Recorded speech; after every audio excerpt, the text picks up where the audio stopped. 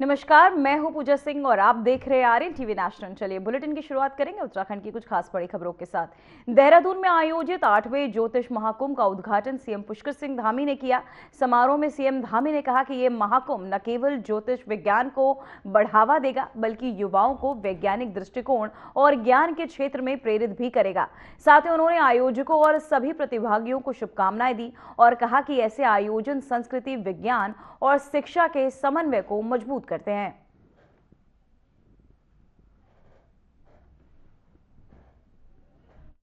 के निराकरण के लिए विकट अंतर्राष्ट्रीय स्थितियों में हमारे राष्ट्र के उज्जवल भविष्य के लिए भी सार्थक मार्गदर्शन प्रदान करेगा। भाइयों बहनों, हमारी सनातन संस्कृति में ज्ञान, विज्ञान और अध्यात्म का बहुत अद्वितीय संगम है। हमारी सनातन संस्कृति केवल आस्था और विश्वास पर ही आधारित नहीं है, बल्कि ये गहरे वैज्ञानिक दृष्टिकोण, चिंतन और शोध का परिणाम है। पर अक्सर ज्योतिष विज्ञान को मात्र आस्था के साथ जोड़कर देखा जाता है, परंतु ये सच्चाई है कि ज्योतिष भारत का एक अत्यंत समृद्ध, गूढ़ और वैज्ञानिक शास्त्र है। भाइयों बहनों, हमारे पूर्वज और ऋषि मुनि केवल पूजा पाठ तक ही सीमित नहीं थे, बल्कि वो उच्च कोटि के वैज्ञानिक थे। मैं कल मुझे हमारे एक मित्र ने कल का मुझे पंचांग दिखाया, और पता नहीं कब का बना होगा, मुझे लगता है बरसों बरसों पहले बना हुआ पंचांग। और कल हमारा चिंतन शिविर चल रहा था, वो चिंतन शिविर में पंचांग लेकर आए और उसमें लिखा था कि बसंत पंचमी के दिन वर्षा और बर्फबारी होने की संभावना है। सच में मैं बड़ा आश्चर्यचकित था। इतना सटीक विश्लेषण बरसों बरसों पहले ही कर दिया गया। इसी प्रकार से हमारे आर्यभट्ट ने खगोल विज्ञान और गणित में क्रांतिकारी सिद्धांत स्थापित किए। महर्षि पराशर ने ज्योतिष शास्त्र को व्यवस्थित और वैज्ञानिक स्वरूप प्रदान किया। बराह मिहिर ने खगोल, मौसम विज्ञान और ज्योतिष को समन्वित रूप से प्रस्तुत किया। भृगु मुनि ने भविष्य कथन और कालगणना की परंपरा को समृद्ध किया। वहीं भास्कराचार्य और गणित और खगोल विज्ञान में अत्यंत सटीक गणना और गुरुत्वाकर्षण जैसी अवधारणाओं को समझने की दिशा में महत्वपूर्ण योगदान दिया।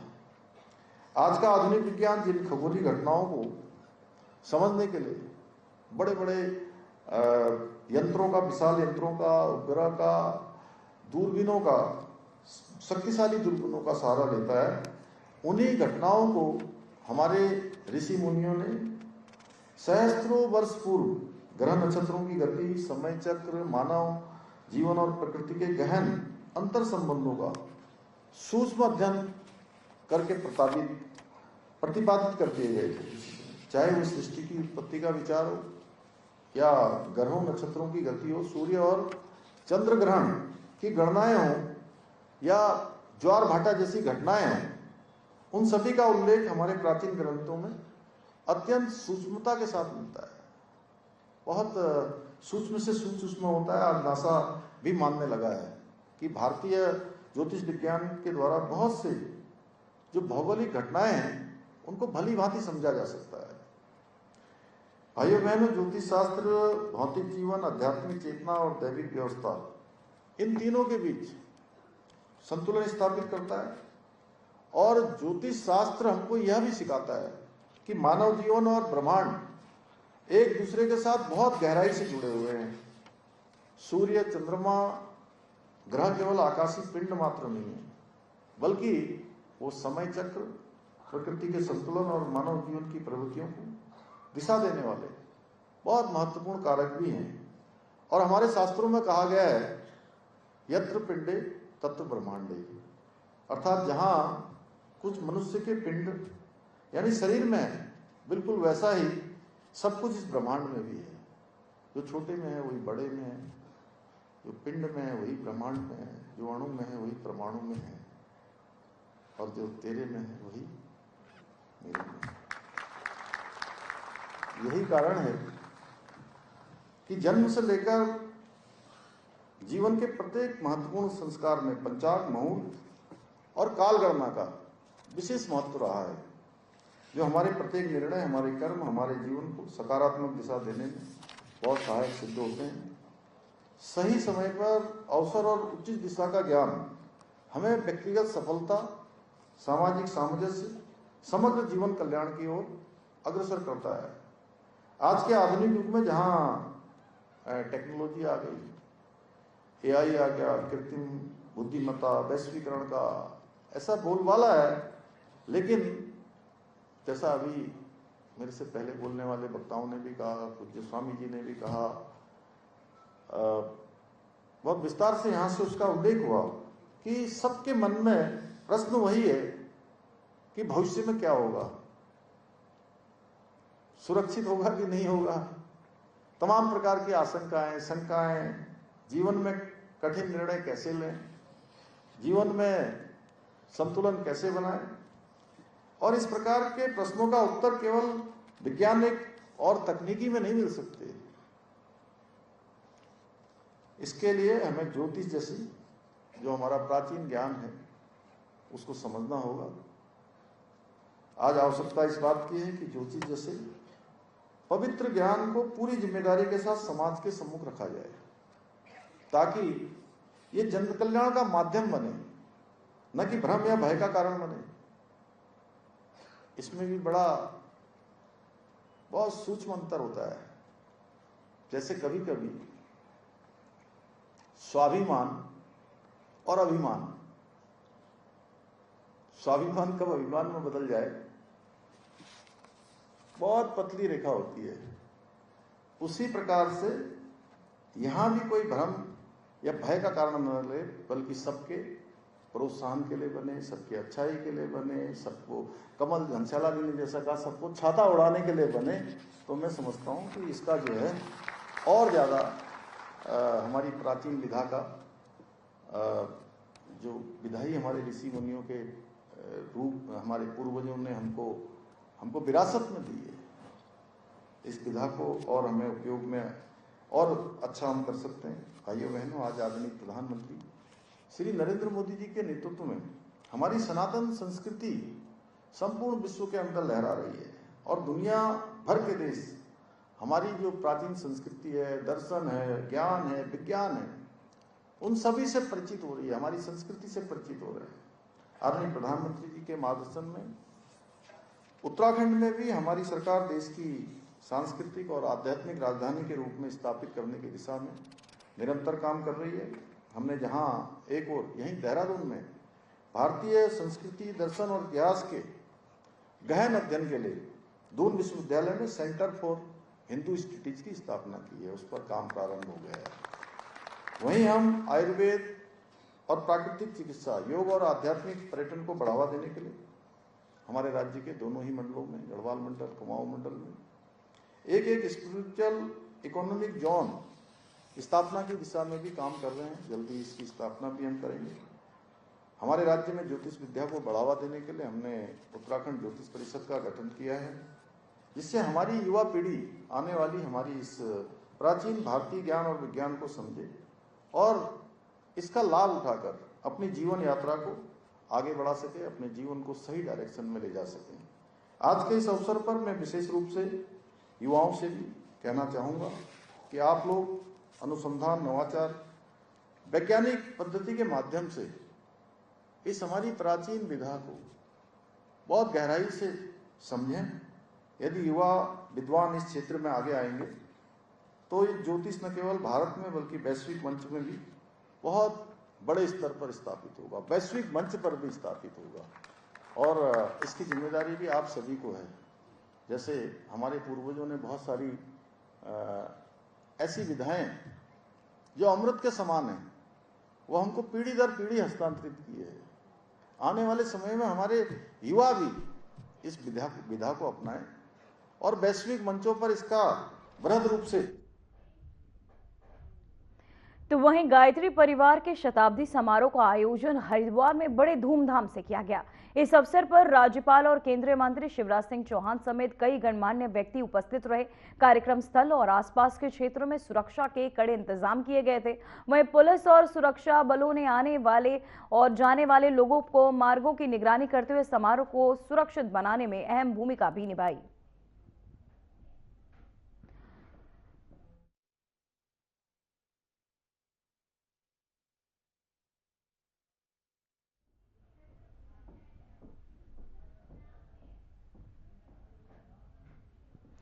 तो वहीं मुख्यमंत्री पुष्कर सिंह धामी ने केंद्रीय सड़क परिवहन एवं राजमार्ग मंत्रालय के राज्य मंत्री अजय टम्टा ने मुलाकात की। इस दौरान उत्तराखंड में सड़क, राष्ट्रीय राजमार्ग और आधारभूत ढांचे के विकास से जुड़े महत्वपूर्ण विषयों पर सार्थक चर्चा की गई। बैठक में प्रदेश के राष्ट्रीय राजमार्गों के विस्तार, सड़क सुरक्षा, पर्वतीय क्षेत्रों में बेहतर कनेक्टिविटी और चल रही और प्रस्तावित सड़क परियोजनाओं की प्रगति पर भी विस्तृत विचार विमर्श किया गया। वहीं केंद्रीय मंत्री अजय टम्टा ने कहा कि राज्य की भौगोलिक परिस्थितियों को ध्यान में रखते हुए परियोजनाओं को प्राथमिकता के आधार पर आगे बढ़ाया जा रहा है। वहीं मंत्री आपको बता दें, मुख्यमंत्री पुष्कर सिंह धामी ने कहा कि राज्य सरकार केंद्र सरकार के सहयोग से उत्तराखंड में सड़क और परिवहन अवसंरचना को सुदृढ़ करने के लिए लगातार प्रयासरत है।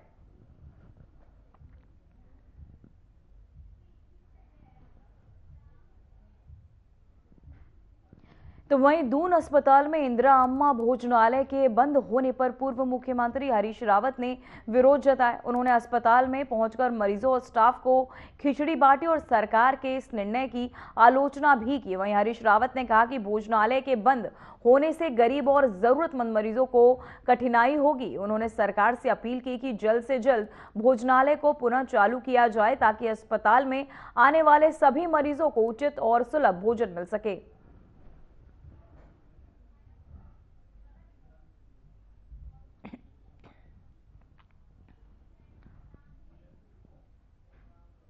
तो वहीं शीतलहर के बीच डीएम सवीन बंसल ने रात्रि औचक निरीक्षण किया। देर शाम उन्होंने चौक चौराहों पर अलाव व्यवस्था का जायजा लिया और साथ ही रैन बसेरों में ठहरने और जरूरतमंदों से बातचीत भी करते नजर आए। डीएम ने साफ सफाई, गर्म पानी और बिस्तरों की पर्याप्त व्यवस्था सुनिश्चित करने के भी निर्देश दिए। वहीं नगर निगम और तहसील प्रशासन को सख्त दिशा निर्देश दिए गए कि प्रशासन लगातार बारिश और बढ़ती ठंड के मद्देनजर अलर्ट मोड पर रहे।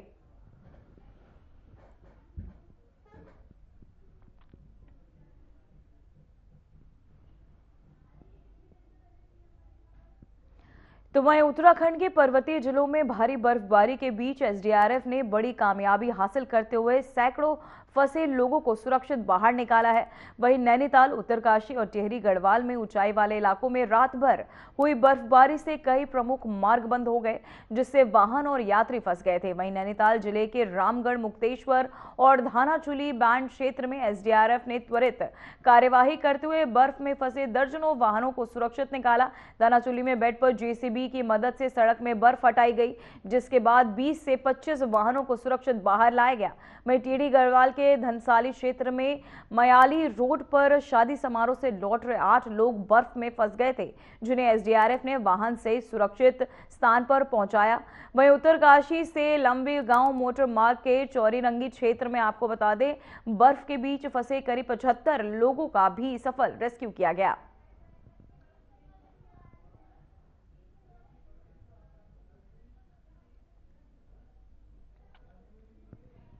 तो वहीं आपको बताते चले, लगातार एसडीआरएफ की टीम सतर्क, जहां लोगों को बचाने के लगातार कार्य कर रही। उत्तराखंड के पर्वतीय जिलों में भारी बर्फबारी के बीच एसडीआरएफ ने बड़ी कामयाबी हासिल करते हुए सैकड़ों फंसे लोगों को सुरक्षित बाहर निकाला।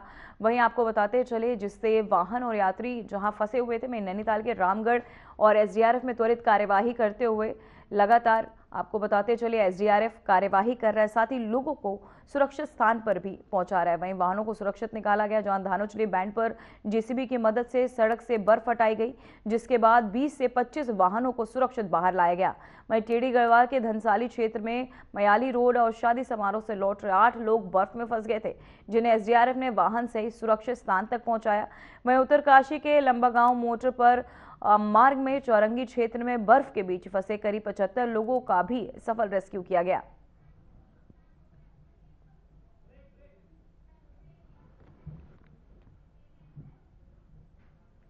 फिलहाल बुलेटिन में वक्त हो चुका है एक छोटे से ब्रेक का। देखते रहिए आर्यन टीवी नेशनल। ब्रेक के बाद खबरों में एक बार फिर से आपका स्वागत है। वर्दी घोटाले में सीएम धामी का बड़ा एक्शन, जहां होमगार्ड वर्दी खरीद घोटाले में डीआईजी लंबित किए गए, वहीं डिप्टी कमांडेंट अमिताभ श्रीवास्तव पर गिरी गाज। वहीं आपको बताते चले, टेंडर प्रक्रिया में वित्तीय अनियमितताओं के आरोप भी लगे हैं। संयुक्त जांच समिति गठित करने के भी निर्देश दिए गए। 2024-25 और 25-26 की खरीद प्रक्रिया की जांच, जहां भ्रष्टाचार पर सीएम धामी की जीरो टॉलरेंस नीति के तहत ये आपको बताते चले कार्यवाही, जहां उत्तराखंड में होमगार्ड एवं नागरिक सुरक्षा विभाग में वर्दी सामग्री की खरीद से जुड़े घोटाले पर मुख्यमंत्री पुष्कर सिंह धामी ने सख्त रुख अपनाया। वहीं आपको बता दें, मुख्यमंत्री ने मामले में संलिप्त पाए जाने पर निर्देशक होमगार्ड अमिताभ श्रीवास्तव को तत्काल प्रभाव से निलंबित करने के आदेश भी दिए। वहीं साथ ही पूरे प्रकरण की निष्पक्ष जांच के लिए संयुक्त जांच समिति गठित करने के भी निर्देश जारी किए गए। ये मामला वित्तीय वर्ष 2024-25 और 2025-26 के दौरान होमगार्ड्स के लिए की गई वर्दी सामग्री की खरीद प्रक्रिया से जुड़ा हुआ है। वहीं महानिदेशक होमगार्ड एवं नागरिक सुरक्षा द्वारा शासन को भेजी गई रिपोर्ट में टेंडर प्रक्रिया में पारदर्शिता की कमी और नियमों में उल्लंघन की बात भी सामने आई थी। रिपोर्ट के आधार पर कार्यवाही की संतुष्टि की गई थी, वहीं जिस पर मुख्यमंत्री ने तुरंत निर्णय भी लिया।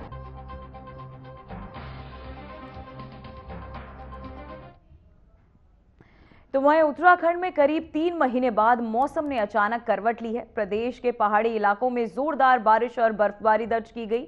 बद्रीनाथ, केदारनाथ समेत ऊंचाई वाले क्षेत्रों में भारी हिमपात से पहाड़ों पर सफेद चादर बिछ गई है। वहीं तापमान में तेज गिरावट आई है। बारिश और बर्फबारी से पर्यटन और खेती को बड़ी राहत भी मिली है। लंबे समय से शुष्क मौसम का सामना कर रहे किसानों के लिए ये बारिश संजीवनी साबित हो रही है, जबकि पर्यटक स्थलों पर बर्फबारी से रौनक लौटने की उम्मीद जताई जा रही है। हालांकि खराब मौसम के चलते कई पर्वतीय सड़कों पर आवाजाही बाधित हुई और कुछ क्षेत्रों में बिजली आपूर्ति भी प्रभावित हुई है। प्रशासन ने संवेदनशील इलाकों में सतर्कता बढ़ा दी है।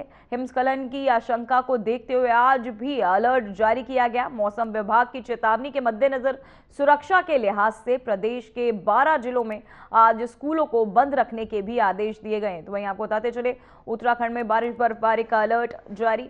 इसी खबर पर तमाम जानकारी के साथ हमारे संवाददाता आशीष डोभाल जुड़ चुके हैं। आशीष, मैं जानना चाहूंगी, उत्तराखंड में बारिश और बर्फबारी का अलर्ट जारी है और साथ ही बर्फबारी से सैलानियों में भी काफी खुशी की लहर देखने को मिल रही है, इसे लेकर आप क्या कहना चाहेंगे?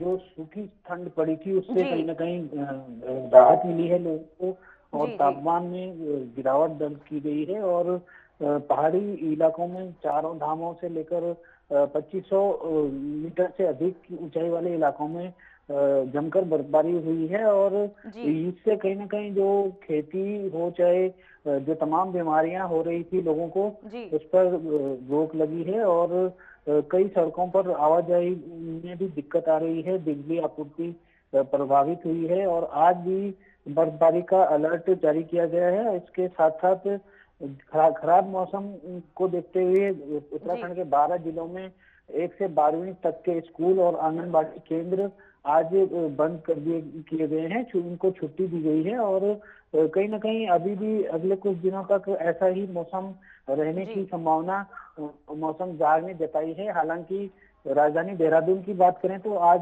सुबह से ही धूप खिली है और आज बारिश नहीं आई है, तो कहीं ना कहीं लोग तापमान में जो गिरावट आई है एक तरह से वो संजीवनी के तौर पर देखा जा रहा है। किसानों को उनकी जो खेती बाड़ी कहीं ना कहीं जो सेब की फसल है या जो गेहूं हो चाहे सरसों हो मटर हो वो बारिश न होने से खराब हो रही थी, इस बारिश से उसे जो है संजीवनी मिली है।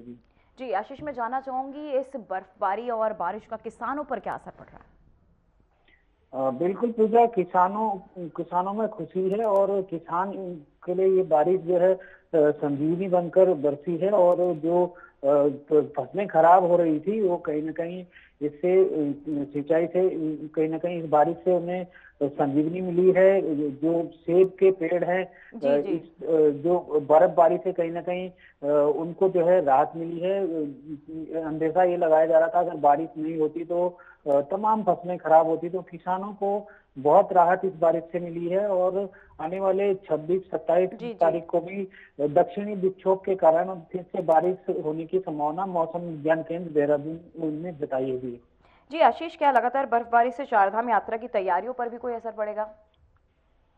पूजा, इससे असर तो नहीं पड़ेगा, लेकिन जो सड़कें हैं वो बाधित हो रही हैं और उनको खोलने के लिए जेसीबी और तमाम जो जी साधन है वो मौके पर तैनात किए गए हैं। और जो पीडब्ल्यूडी हो, चाहे पीएमपीएसआई हो, चाहे आरडब्ल्यूडी हो, तमाम विभाग अपनी अपनी जिम्मेदारी को देखते हुए सड़कों को तुरंत खोल रहे हैं। और बारिश से ऐसी कोई बड़ी जो है इस पर जी कोई असर नहीं पड़ेगा जी। जी आशीष, आपका बहुत बहुत धन्यवाद इस खबर पर तमाम जानकारी के लिए।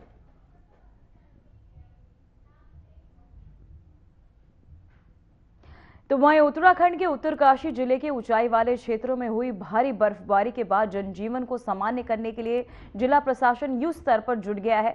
बर्फ जमने से बंद पड़े मुख्य हाईवे और लिंक सड़कों को खोलने के लिए जेसीबी और स्नो कटर्स मशीनों की मदद से लगातार कार्य किए जा रहे हैं। वहीं प्रशासन की प्राथमिकता है कि जल्द से जल्द यातायात बहाल कर स्थानीय लोगों और यात्रियों को राहत दी जाए। वहीं अधिकारियों के अनुसार मौसम साफ होते ही राहत कार्यों में तेजी लाई गई है और स्थिति पर लगातार निगरानी रखी जा रही है।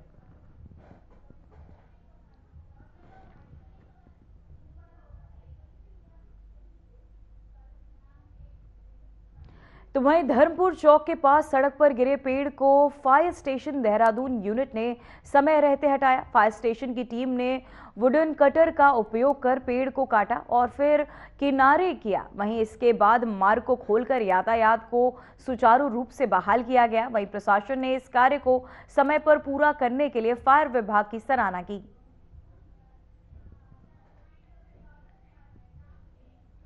फिलहाल उत्तराखंड की खबरों में इतना ही। देखते रहिए आरएन टीवी नेशनल। मुझे दीजिए इजाजत। नमस्कार।